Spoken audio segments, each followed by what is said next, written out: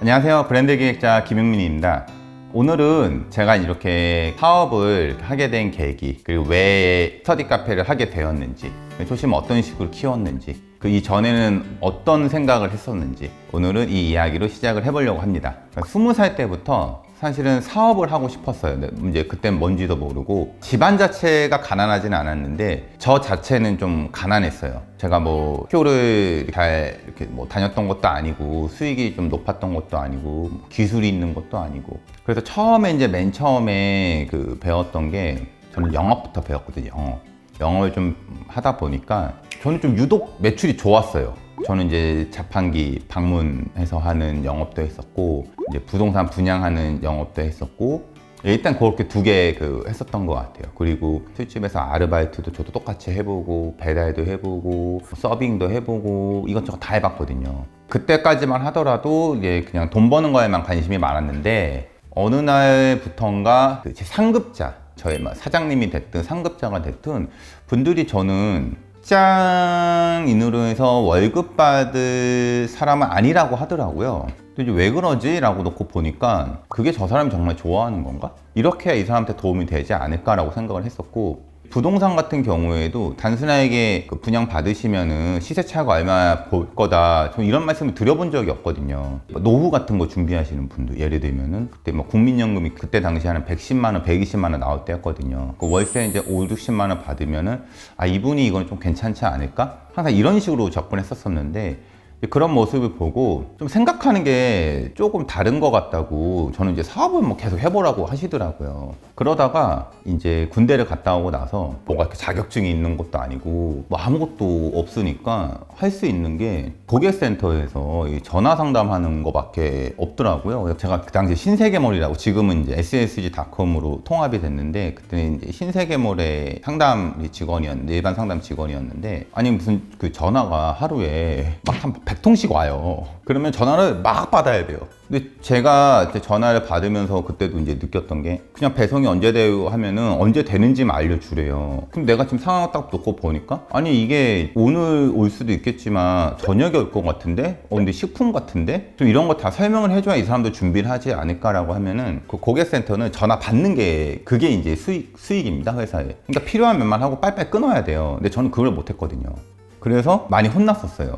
그러다가 민원팀이라고, 거기 클레임 처리하는 그런 부서였거든요. 근데 거기는 한 달에 전화를 한 두세 통밖에 안 해요. 두세 통밖에 안 하는데 저보다 돈을 더 많이 받아가더라고요. 저게 괜찮아 보이는데 해서 어찌어찌해서 이제 그 민원팀에 가게 됐는데, 그때 제가 많은 생각을 하게 돼요. 다들 고객센터 이용하시면은, 통화하다 보면은 그냥 막 화를 내시는 분은 없잖아요. 뭐 다 앞전에 사정이 있잖아요. 민원팀에서 어떤 생각이 많이 들었냐면은, 이게 그 상대방에 대한 거를 조금 이해해주고 그 상황을 좀 이해를 해주니까, 저는 일반 상담에서 3시간, 4시간, 5시간씩 막 통화하던 사람이 저는 한 5분, 10분이면 됐었거든요. 어떤 일이 있었냐면은, 할아버지가 신발을 구매를 하셨는데, 이렇게 민원팀 접수하게 되면은 이렇게 내용을 써야 되는데, 할아버님이 전화를 4시간 동안 끊지 않으시면서 온갖 모욕과 목소리를 하고 그 신발을 당장 배송하라고, 뭐 이런 내용이었어요. 저도 이제 내용을 받고 나서, 할아버님이 그냥 무조건 막 떼쓰시는구나, 이렇게 생각을 하고 이제 상품을 봤는데, 상품이 할머니 신발인가? 할머니 신발. 그러니까 할아버지가 신은 신발이 아니었던 거죠. 그래서 제가 물어봤어요. 할아버지가 왜 할머니 신발을 사셨대? 라고 하니까 그건 아무도 모르더라고요.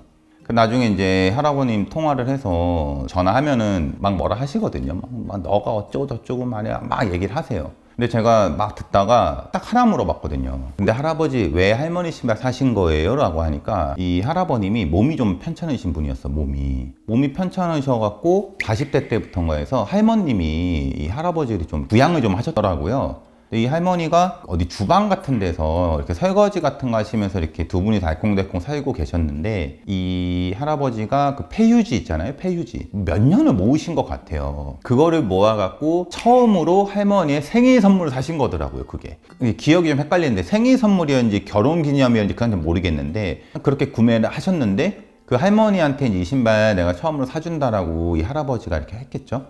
그게 품절이라고 안 된다고 했던 거죠. 그럼 제가 그때 거기서 뭘로 느꼈냐면은 이 신발이 이 할아버님한테는 신발이었을까라는 생각이 들더라고요. 제가 문득. 되게 나중엔 다 해피엔딩으로 끝났는데 고민을 제가 굉장히 많이 했어요. 이게 도대체 뭘까? 아, 이게 이 할아버지한테 신발이 아니고 그동안에 어떤 내 마음을 표현했던, 아, 이 사람한테는 이게 신발이 아니었구나라는 걸 굉장히 많이 느끼게 되었습니다. 그때부터 조금씩 그 사업하시는 분들, 성공하신 사업하시는 분들을 제가 좀 이렇게 관찰을 하게 돼요. 왜냐면 민원팀이라고 한다 그러면은 솔직히 할 게 없어요. 매일 뭐 전화가 한 달에 한 3-4통 하는데 출근해갖고 할 게 없으니까 그런 거 막 찾아봤단 말이에요. 사람들 심리 같은 것도 보고, 그냥 보면은 다 비슷한 맥락이더라고요. 우리가 흔히 부르는 신발이 어떤 상황에서는 이 사람한테는 신발이 아닐 수도 있고 어떤 사람한테 다른 거일 수도 있겠더라고요. 그때부터 조금씩 그걸 좀 알게 돼요. 제가 어떤 자격증 크게 없지만 내가 노력만 하면은 할 수 있느냐 생각을 했고, 사람 사는 곳에는 인테리어는 없을 수가 없더라고요. 인테리어 하게 됐는데 잘했거든요, 저. 제가 한번 딱 뭔가 해놓고 나면은 AS도 잘 들어오지도 않고 항상 소개로 다시 들어오고, 이때 제가 뭘 하나 해놓으면은 견적을 내고 도면도 하고 디자인도 짜서 보여드리면은 그거 가지고 다른 인테리어 똑같이 얘기를, 이거 좀 더 싸게 해줄 수 있어요? 그러면은 거기서는 아, 제가 좀 더 평당 싸게 해드릴게요 하고 그대로 하는 거예요. 아, 이게 저는 좀 짜증이 나더라고요. 그냥 아니 내가 이렇게 노력하고 이런 것들 다 해서 했더니만 그냥 똑같이 그냥 가지고 가서, 아, 결국에는 이런 식의 방식은 내가 장사꾼밖에 안 되겠구나.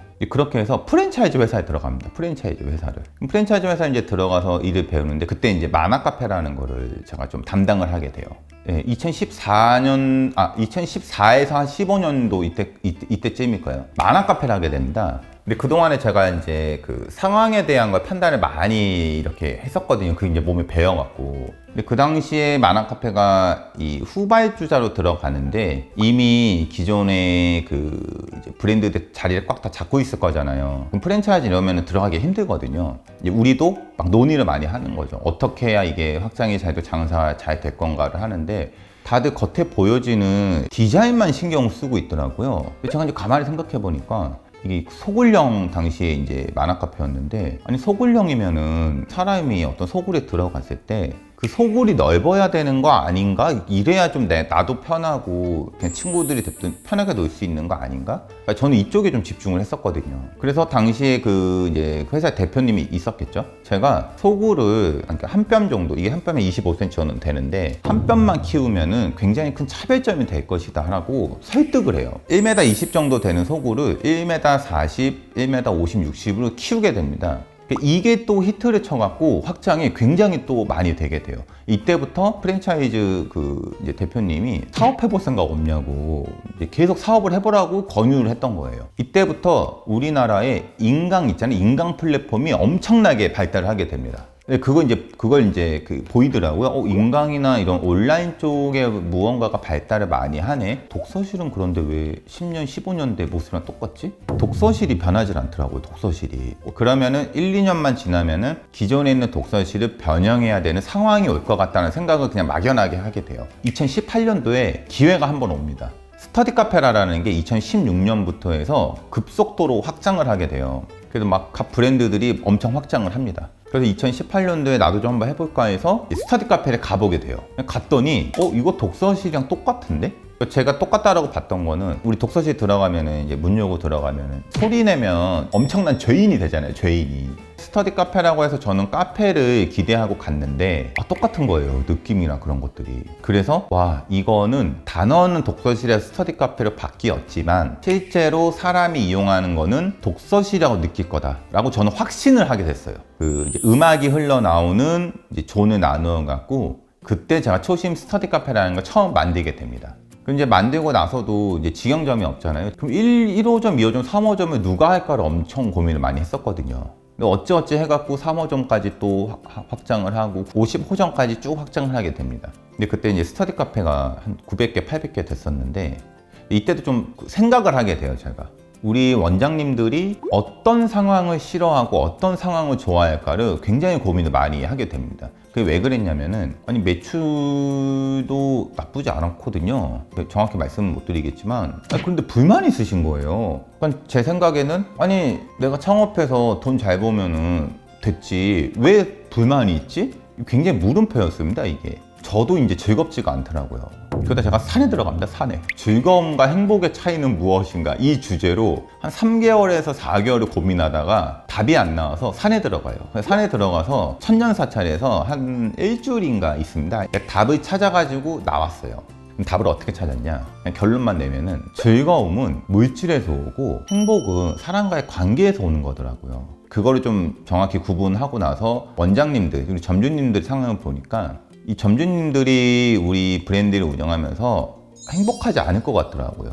왜냐하면은 관계라고 하는 거는 대화도 하고 이야기를 좀 들어주고 해야 되는데 저는 그런 걸 하는 활동을 하나도 안 했던 거예요. 그래서 50호점 때 뭐 중콜이라 그래갖고 우리 원장님들이 편하게 얘기할 수 있는 그런 자리도 마련을 해서 아예 온라인 상으로도 해버리고 있잖아요. 프랜차이즈 가장 싫어하는 거 점주협의회. 저는 제가 점주회를 만들려고 강력히 말씀을 드렸거든요. 점주회를 만드셔라.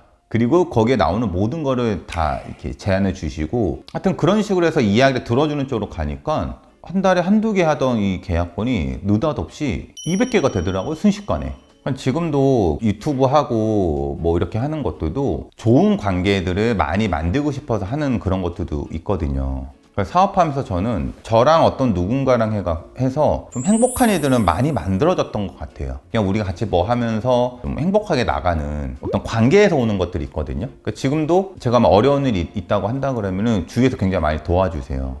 저도 그 상대방이 어떤 일이 있다 그러면은 정말 도와주고. 근데 그게 너무 행복하더라고요. 지금까지는 이제 이게 이제 제가 유튜브 하기 전까지의 어떤 그런 이제 상황이고, 이러고 나서 단어 하나하나를 이렇게 이제 분석하는 일이 취미가 됐습니다. 좀 변태 같은 기질인데요. 예를 들면은 소음은 무엇인가? 뭐 이런 거 있잖아요. 시끄럽게 하면 소음인가? 아닌 것 같은데? 그럼 이제 막 이것도 막 결론을 내리면은 소음은 내가 허락하지 않은 소리가 나면 사람이 소음이라고 하는구나. 그러고 나니까 스터디 카페 음악 틀고 뭐 하고 하는 것도 좀 자리가 잡혀가고, 두 번째로는 우리 이제 직원들. 우리 사람이 같이 일을 하는 거면 일단 몸이 좀 편해야 되고 정신적으로 편해야 되잖아요. 그럼 편안함은 무엇인가? 편안함은 공간과 시간의 제약이 없는 상태를 뜻하더라고요. 다 이제 물어봐도 비슷한 뭐 얘기를 하더라고요. 표현만 좀 다를 뿐이지. 이런 것처럼 지금은 이런 단어 하나하나를 가지고 집에서 혼자 누워갖고 막 이런 생각하고 있고, 저는 이걸로 인해서 다시 또 사업적인 아이디어 같은 것들이 이제 많이 나오더라고요. 그래서 지금은 뭐 이렇게 해서 여차여차 하다 보니까 지금 유튜브까지 하게 되었고요. 뭐 하여튼 이렇게 살아왔습니다. 재미없죠? 하고 나서는 뭐 어려움이 없었나요? 바로 잘 됐나요? 생각했던 것만큼? 제가 이때도 좀 사람에 대한 이해도가 필요하더라고요. 제가 생각했던 이거를 창업하실 분들을 분류를 했던 게 직영이 없이 해야 되잖아요. 과연 누가 창업을 하기 용이할까가 봤던 게 누구였냐면 집이 좀 잘 사시는데 좀 이렇게 뭐라 그래야 되지? 좀 자식 농사를 좀 실패하신 분.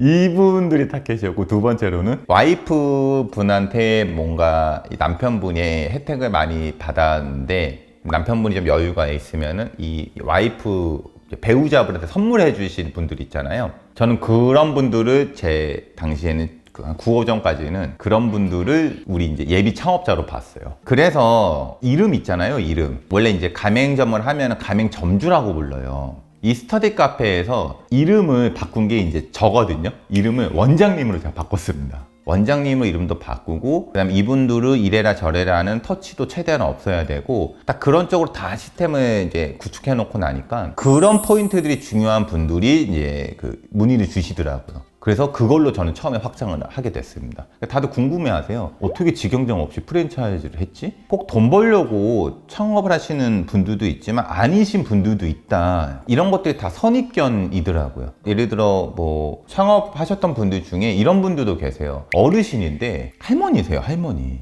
아니 80 넘으신 할머님이 갑자기 무슨 동력심이 나서 스터디 카페를 창업하겠습니까? 말이 안 되잖아요. 그 정도 있으면 갖고 계시지, 보통 이제 자녀분들 물려주시는데. 근데 이분은 원래 그 고시원 하시던 분이셨는데 따님분의 한 분이 이 고시원을 받아서 운영을 해야 되는 그런 상황이었어요.